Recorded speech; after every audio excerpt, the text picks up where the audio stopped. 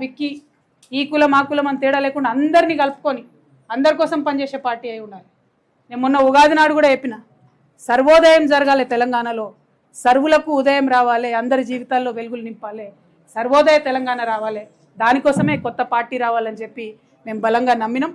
నేను తెలంగాణ బిడ్డగా తెలంగాణ జాగృతి అనేటటువంటి స్వచ్ఛంద సంస్థ ద్వారా తెలంగాణ ఉద్యమంలో గత 20 సంవత్సరాలలో మీ కండ్ల ముందే నేను పనిచేశాను.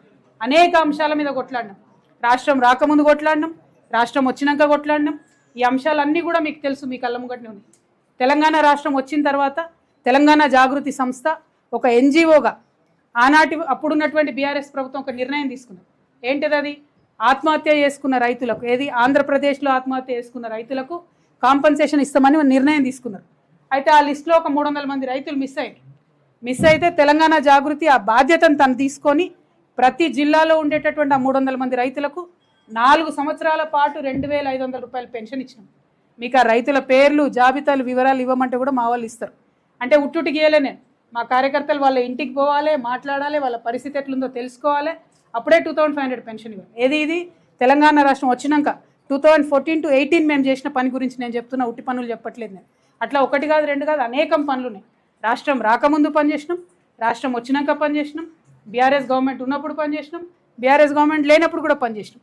నిన్నగాక మొన్న ఖమ్మం వెలుగుమెట్లలో ప్రత్యేకంగా ఈ రాష్ట్రంలో కొత్త తరహా ఒక రాజకీయ శక్తి రావాలని చెప్పి, కొత్త తరహా రాజకీయ కాంబినేషన్లు రావాలని చెప్పి, అన్ని రకాలుగా పనిచేస్తున్నటువంటి అనేక సంస్థలను కలుపుకోవాలని చెప్పి ధర్మ సమాజ్ పార్టీని కలుపుకొని వెలుగుమట్లలో చేసినటువంటి ఉద్యమం మీ అందరికి కూడా తెలిసిందే. అల్టిమేట్గా రిజల్ట్ తీసుకొచ్చినాం, పేద ప్రజలకు న్యాయం చేసినాం. అంటే మీకు ఎందుకు ఈ మాట చెప్తా ఉన్నా అంటే, ఒక శక్తి కలిగినటువంటి సంస్థ, నిజంగా మనసులో ప్రజలకు మంచి జరగాలని కోరుకునేటటువంటి వ్యక్తులు, అటువంటి శక్తులు ఈ రాష్ట్రానికి అవసరం. కాబట్టి ఖచ్చితంగా పొలిటికల్ పార్టీ పెడతా ఉన్నాం.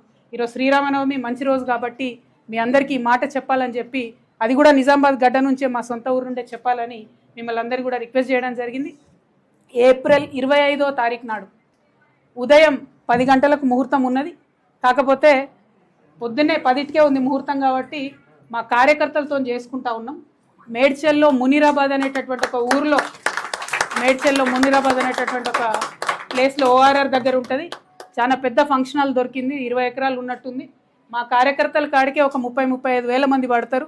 మిగతా జనరల్గా పబ్లిక్ మీటింగ్ మళ్ళీ పెట్టుకుంటాం పొద్దున 10కి. కాబట్టి మా జాగృతి వాళ్ళు సిస్టమేటిక్ కార్యకర్తలు, ప్రతి గ్రామంలో ఉన్నటువంటి జాగృతి కార్యకర్తలు, ఉద్యమకారులు, ప్రజాస్వామ్యవాదులు, ఈ రాష్ట్రంలో రాజకీయాల్లో మార్పు రావాలనుకునే వాళ్ళందరినీ కూడా మనస్ఫూర్తిగా ఆహ్వానిస్తూ ఉన్నాం. ఏప్రిల్ 25వ తారీఖు, వచ్చే నెల ఏప్రిల్ 25వ తారీఖు నాడు మార్నింగ్ 10 o'clockకి మేము జెండా ఆవిష్కరణ చేసి మా పార్టీ పేరు చెప్తాము. మంచి ముహూర్తం ఉంది, మీ అందరికీ తెలుసు, నేను ముహూర్తాలని బలంగా నమ్ముతా. మరి కాలానుగుణంగా పనులు చేస్తే ప్రజలకు కలిసి వస్తుందని నేను బలంగా నమ్ముతున్నా. కాబట్టి ఆ ఉదయం పూటైనా తీసుకోవడం జరిగింది. ఆ మొత్తం డీటెయిల్స్ అన్నీ కూడా ట్విట్టర్లో, ఫేస్బుక్లో, వాట్సాప్లో మళ్ళీ మీకు లొకేషన్తో సహా. ఆ హాల్ పేరు ఆద్య కన్వెన్షన్, అద్వయ కన్వెన్షన్, మునీరాబాద్. మార్నింగ్ 8 కల్లా మన కార్యకర్తలందరూ చేరుకోవాలి. ఎందుకంటే 8 నుంచి మనం అందరం కొంత మాట ముచ్చట వేసుకొని 10కి ముహూర్తం ఉంటుంది కాబట్టి 10కి లాంచ్ చేసుకుందాం. ఆ మొత్తం 18 ఎకరాల్లో కూడా మరి ప్రాంగణాలు ఎట్లుండాలి, స్టేజ్ ఎట్లుండాలి, మేము మా ప్రాంగణానికి ఎవరి పేరు పెట్టుకుంటాం. ఎందుకంటే మేము జయశంకర్ సార్ని ప్రాణంగా కొలుసుకుంటాం, మీ అందరికీ తెలిసిందే. జయశంకర్ సార్ పెట్టుకుంటాం. ఇంకా చాలా పేర్లు ఉన్నాయి, చాలామందిని గౌరవించేది ఉంది. అవన్నీ కూడా డిసైడ్ చేసి ఈ నెక్స్ట్ 28 డేస్ టైంలో మీ అందరికీ కూడా వివరాలు ఇవ్వడం జరుగుతుంది. మా దగ్గర జాగృతి నుండి ప్రతి గ్రామం నుంచి కార్యకర్తలు తరలి రావాలి. పొద్దున్నే ఉంది కాబట్టి మంచిగా పొద్దుగాలు లేచి సద్దన్నం తిని బయలుదేరండి. వచ్చినాక మీటింగ్ అయినా ఉడకన్నం తిందాం. కాబట్టి ప్రతి ఊరు నుంచి ఎక్కడ జాగృతి కార్యకర్తలు ఉంటే అక్కడ బయలుదేరి రావాలి. ఎవరి గురించి ఆలోచించొద్దు, మనకెవరో వచ్చి ఏదో బండ్లు పెడతారు, ఏదో చేస్తారు అనుకోవద్దు. ఇది మన పని, మన రాష్ట్రం పని, మన కోసం మనం చేసుకునే పని. కాబట్టి ఖచ్చితంగా ఈ రాష్ట్ర రాజకీయాలు మార్చాలి. ముఖ్యంగా యువ మిత్రులకు నేను చెప్తా ఉన్నాను, రిక్వెస్ట్ చేస్తూ ఉన్నాను. మరి మనము తెలంగాణ వచ్చినప్పటి నుంచి కూడా ఇంకా కూడా జాబ్ల కోసం వెయిట్ చేస్తున్నటువంటి పరిస్థితి ఉంది ఇప్పటి వరకు కూడా.